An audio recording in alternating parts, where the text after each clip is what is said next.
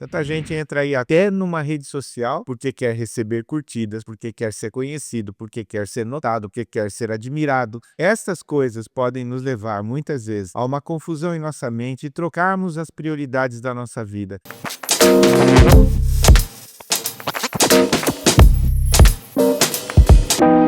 Olá, nós estamos aqui para mais um Café com o Pastorzão, uma hora de estarmos conversando e nos encorajando mutuamente quanto a alguns temas bíblicos, alguns temas que envolvem a nossa vida com Deus. Então quero te encorajar a já estar se inscrevendo no nosso canal e também fazendo seus comentários e convidando outras pessoas para poderem participar também com você desses momentos. Então vamos lá, prepare o seu café, nós vamos começar.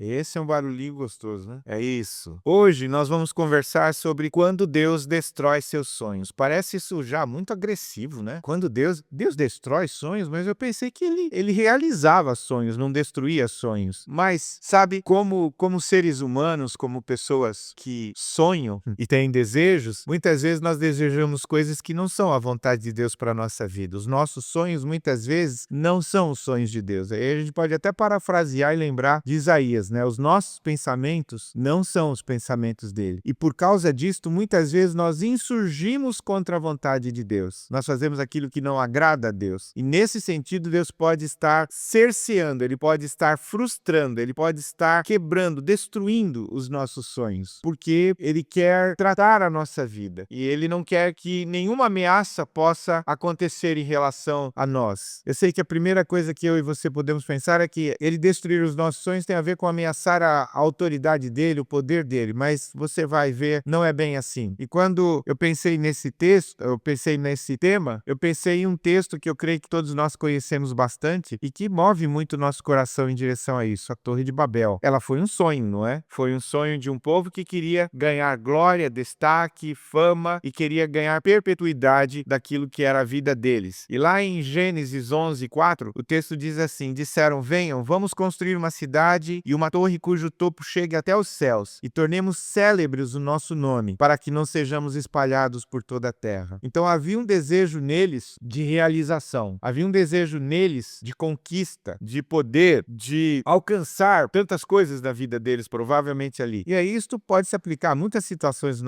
nos nossos dias, né? Tanta gente entra aí até numa rede social porque quer receber curtidas, porque quer ser conhecido, porque quer ser notado, porque quer ser admirado. Essas coisas podem nos levar, muitas vezes, a uma confusão em nossa mente e trocarmos as prioridades da nossa vida e trocarmos aquele que deveria receber glória, querendo atrair isto para nós mesmos. E foi isso que aconteceu com Babel. Eles estavam mais preocupados com o eu do que com Deus. E quando nós pensamos nisso, nós vemos que há mesmo uma busca por autodeterminação que brota no nosso coração. E isso se identifica até com Adão e Eva, lembra? Eles também, a Eva primeiro cede porque ela queria ser igual a Deus. E é interessante pensar no próprio princípio do texto, no próprio princípio da criação, quando Deus diz que queria juntos, né? Deus Pai, Deus Filho, Deus Espírito, queriam fazer o homem à sua imagem e semelhança. E é justamente essa autodeterminação humana que nós podemos olhar biblicamente e teologicamente como a independência, o tomar a vida como eu achar melhor, é que separa eles desta semelhança, que tira deles esta semelhança, essa igualdade com Deus, porque seu coração intentou ser igual a Deus. E quando eu estava falando lá atrás, nós podemos pensar, mas isto é uma ameaça à autoridade de Deus. Sim, é uma ameaça à autoridade de Deus porque você está insurgindo contra a vontade dele, mas a vontade dele não tem a ver com ele, tem a ver com você. Como assim? Tem a ver com você porque nós, nesse nosso desejo, muitas vezes não medimos os limites e não temos ideia do que pode acontecer. E a grande preocupação do coração de Deus, com certeza, era a própria autodestruição humana. Deus não havia criado o homem para se autodestruir. Deus havia criado o homem para ter um relacionamento com ele. E a nossa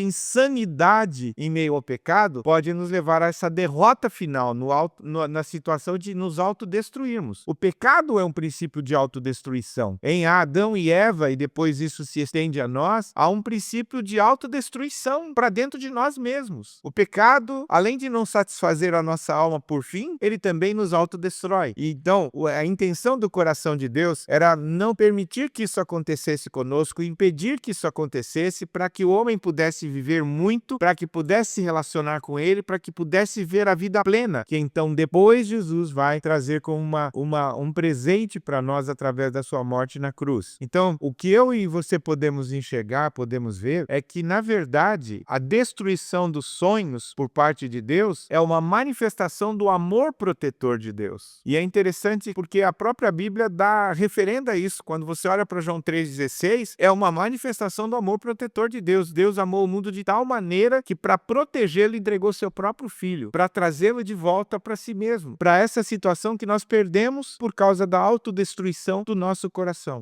coração afetado pelo pecado. Babel parece-me que é esse símbolo, essa analogia mais clara dessa situação, onde homens desejam além do que é a proposta e a vontade de Deus. Eles extrapolam a vontade de Deus e vão contra a própria vontade de Deus, por causa do seu desejo próprio, por causa da sua busca por glória, por autodefinição, autodeterminação, e se afastam de Deus. Então, é nesse sentido que eu e você precisamos aprender definitivamente a nos submetermos à vontade de Deus, ao querer de Deus. E é interessante isto porque eu posso confessar, né? Nem sempre eu consigo enxergar a vontade de Deus realizada na minha vida. Então eu tenho uma vontade que eu acho que é boa, perfeita, mas ela não é, né? A vontade de Deus que é boa, perfeita e agradável. Os meus pensamentos não são mais altos do que os dele. E ele tem planos de bênção para minha vida. E nós parafraseamos Jeremias, né? Ele tem planos de futuro para nós. Agora, quando eu me concentro na minha vontade, no meu querer pecaminoso, quedado, caído, o destino é inevitável. E se Deus me ama tanto, ele age então e intervém na história da minha vida para destruir os meus sonhos, para que os sonhos dele sejam realizados em mim, para a glória dele, para minha alegria e meu prazer. Olha que coisa linda essa. Deus destrói os nossos sonhos para realizar em nós os sonhos dele, que são infinitamente superiores aos nossos e que, na verdade, tem a ver conosco, não tem a ver com ele. Tem a ver com o interesse e amor que ele tem por mim e por você, de nos levar a esse lugar de bênção, a esse lugar de alegria, de prazer inominável, que só podemos encontrar na presença, na direção e na vontade dele na nossa vida. Portanto, é o caso de estarmos nos submetendo a ele e, em gratidão, entregarmos nossos sonhos a ele, derramarmos os nossos sonhos a ele. Eu estava pensando sobre isto e eu me lembro que na minha infância, né, na escola primária, todo menino, né, olhava lá, tinha uma menininha lá na escola que eu achava ela muito bonita e achava que ela era o sonho da minha vida, então que eu queria casar com ela. Pense, se Deus ouvisse os meus sonhos e permitisse que meus sonhos fossem realizados segundo eu queria, então eu não conheceria a minha esposa hoje, a Nana. Eu não teria os meus filhos, a Aninha, a Esther e o Felipe. Eu não seria o pastor da Siloé, porque eu me desviei para os meus sonhos. E aonde eles dariam? Com certeza não dariam nos caminhos que Deus teve para minha vida, quando eu me submeti a esperar nele que a vontade dele se realizasse em mim. Então, os nossos sonhos não são maiores do que os dele. O seu desejo de amor em relação a nós, por incrível que possa parecer, ainda são maiores do que os nossos próprios desejos de amor que temos por nós mesmos. Ele nos ama perdidamente, apaixonadamente e quer nos levar à sua presença, a um lugar de glória, a um lugar de alegria e de prazer. Mas para isto, eu creio que uma das coisas mais importantes na nossa vida, nos alegrarmos, sermos gratos quando Deus destrói os nossos sonhos. Concluí esse tempo, esqueci do café.